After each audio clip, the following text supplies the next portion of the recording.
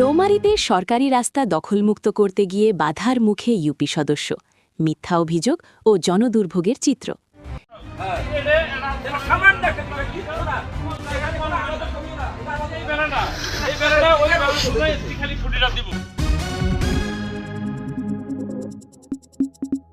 কুড়িগ্রামের রৌমারী সদর ইউনিয়নের চর বামনের চর এলাকায় সরকারি রাস্তা প্রশস্তকরণ ও গাইডওয়াল নির্মাণ কাজে বাধা প্রদান এবং ইউপি সদস্যের বিরুদ্ধে মিথ্যা অভিযোগ দায়েরের খবর পাওয়া গেছে। স্থানীয়দের অভিযোগ ও ইউপি সদস্যের বক্তব্য অনুযায়ী ব্যক্তিগত স্বার্থে সরকারি জায়গা দখল করে রাখায় জনগুরুত্বপূর্ণ এই রাস্তাটি এখন দুর্ঘটনার মরণ ফাঁদে পরিণত হয়েছে। ঘটনার বিবরণ: রৌমারী সদর ইউনিয়নের চর বামনের চর এলাকায় রাস্তাটি অত্যন্ত সরু এবং মোড় প্রশস্ত না হওয়ায় প্রতিনিয়ত সেখানে ছোট বড় দুর্ঘটনা ঘটছিল।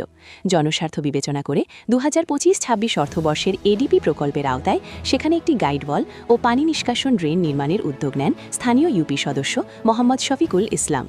কাজ শুরুর আগে প্রকল্পের সঠিক সীমানা নির্ধারণের জন্য সরকারি সার্ভেয়ার দিয়ে মাপজোক করা হয়। সার্ভেয়ারের উপস্থিতিতে দেখা যায় পার্শ্ববর্তী দুই বাড়ির মালিক রাস্তার খাস জমি দখল করে অবৈধ স্থাপনা তুলে রেখেছেন।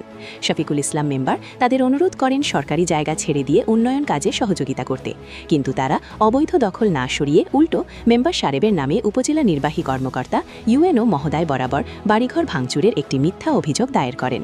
ইউপি সদস্যের বক্তব্য: এই বিষয়ে ইউপি সদস্য মোহাম্মদ শফিকুল ইসলাম বলেন, আমি ইউএনও মহোদয়কে ভিডিও চিত্রসহ প্রকৃত পরিস্থিতি বুঝিয়ে বলি।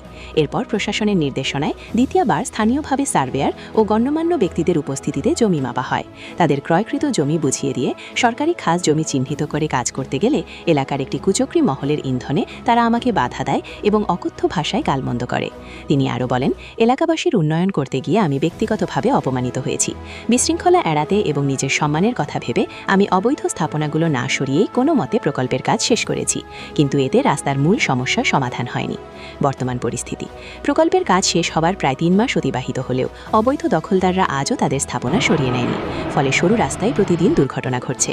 এলাকাবাসী জানান, গুটি কয়েক মানুষের হীন স্বার্থের কারণে পুরো গ্রামের মানুষ দুর্ভোগ পোহাচ্ছে। তারা এই অবৈধ দখল উচ্ছেদে এবং জননিরাপত্তা নিশ্চিত করতে প্রশাসনের হস্তক্ষেপ কামনা করছেন।